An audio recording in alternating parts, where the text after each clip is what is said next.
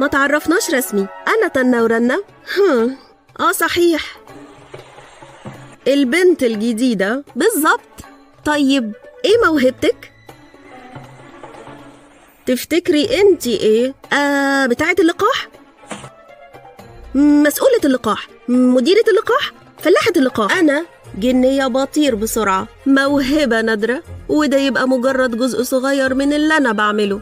بعمل النسيم في الصيف ووقع الأوراق في الخريف. هوايا أنا هو اللي جابك هنا يا حبيبتي. جنيات المواهب كلها بتعتمد عليا. إيه ده زي اللي أنا بعمله بالظبط.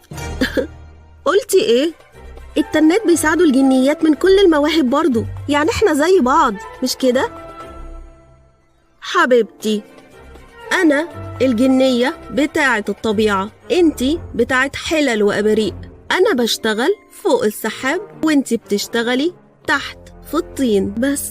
إيه؟ ما تفهمينيش غلط يا حلوة، التنات حاجة حلوة وكل حاجة، بس لو أنا منك ما تبهاش بموهبتك. أصل الربيع مش بيعتمد عليكم. طبعا بيعتمد، ولما أروح أرض الناس هثبتلك قد إيه إحنا مهمين. لما مين يروح أرض الناس؟ أنا طبعا، عشان الربيع.